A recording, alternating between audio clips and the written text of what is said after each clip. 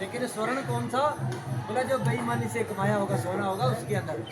जो ईमानदारी की कमाई से कमाया सोना होता है उसमें भगवान विष्णु का वास होता है। बोला जो बेईमानी से कमाया होगा उसके अंदर आपका वास होगा। बोला कलयुग का। परीक्षित जी महाराज को ये नहीं था पता कि हमारे दादाओं ने एक जरासंध का मुकुट लेकर के महल में रखा हुआ है। परीक्षित जी घर में आए, जब घर में आए महल में आए देखा, बोला एक बकरी दिखाई दी उनको। बोला अपने सेवादारों को बोला इस बकरी को खोलो इसमें क्या है। जब देखा तो उसमें 2-3 बकरियों के बीच में जाकर एक सोने का सुंदर मुकुट मिला और उन्होंने परीक्षित जी के सामने रखा। परीक्षित जी जो बोला बड़ा सुंदर मुकुट है, और परीक्षित जी ने उसको अपने मस्तक में सोने के मुकुट, जैसे वो सोने का मुकुट धारण किया और कलयुग आज परीक्षित जी के सिर के ऊपर सवार हो गया। तो जैसे सवार हुआ तो जो परीक्षित जी महाराज कभी किसी जीव की हत्या नहीं करता था, कभी शिकार नहीं खेलता था, वही परीक्षित आज शिकार खेलने के लिए चल पड़े। जब शिकार खेलने के लिए जंगल में चल पड़े तो रास्ते में उनको प्यास लगी। चलते चलते घोर जंगल में चले गए, प्यास लगी, देखा कहीं कुछ दिखाई नहीं दिया, लेकिन देखा कि एक संत की कुटिया दिखाई दी। संत कौन थे? श्रृंगी ऋषि जी के पिताजी थे जिनका नाम था शुनिक ऋषि जी। उनकी कुटिया दिखाई दी तो जाकर के गए इस कुटिया में पानी मिल सकता है। जब देखा तो जो शुनिक ऋषि थे ये तो अपनी तपस्या में लीन थे, समाधि में लीन थे, अपना भजन कर रहे थे, भगवान के साथ इनकी तार जुड़ी हुई थी। इन्होंने आवाज लगाई कि प्रभु हमें पानी मतलब चाहिए, हमें प्यास लगी है, पानी चाहिए। लेकिन वो संत नहीं, उन्होंने ध्यान नहीं दिया क्योंकि भगवान से उनकी तार जुड़ी हुई थी।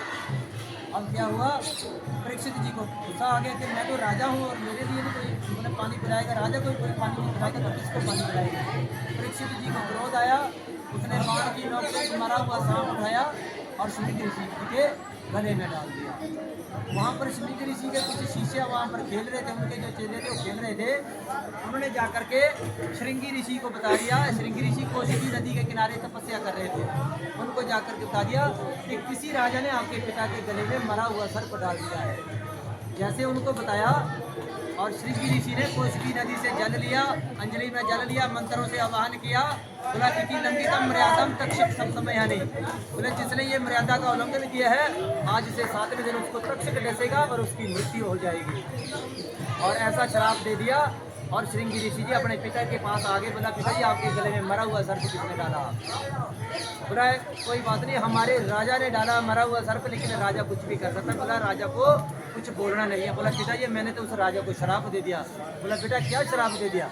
बोला इति लंबिता मर्यादाम तक्षम सप्तमे हानि, बोला मैंने श्राप दे दिया कि आज के 7वें दिन उसकी तक्षक के डसने से मृत्यु हो जाएगी। ये वही श्रृंगी ऋषि है जिन्होंने परीक्षित जी महाराज को श्राप दिया था। लेकिन परीक्षित जी को जब ये पता चला, जब घर में आए और शिकार खेल के वापस आए, जब मुकुट को सोने के मुकुट को उतारा तो परीक्षित जी को पता चला कि मैंने आज किसी संत का अपमान कर दिया और इस अपमान की मुझे सजा मिलनी चाहिए। आज ने देखा कि आजकल कोई कितना भी हो, किसी को कुछ कोई बोल भी देता है लेकिन कोई मानता नहीं कि पाप मैंने किया है। पुण्य के कर्म को सभी हाँ करते लेकिन पाप कर्म को कोई हाँ नहीं करता। लेकिन परीक्षित और दुनिया अपराध करती है, कोई अपराध को स्वीकार नहीं करता। लेकिन परीक्षित जी महाराज ने उस अपराध को स्वीकार किया कि मुझसे अपराध हुआ और मुझे इसकी सजा मिलनी चाहिए।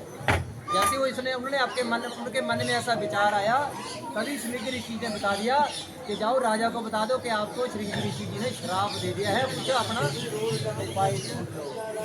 बोलो गोविंद भगवान की जय हो, सच्चे दरबार की जय हो। तो ये अब ये जो श्राप था ये वरदान बन गया परीक्षित जी के लिए, वरदान बन गया उनके लिए।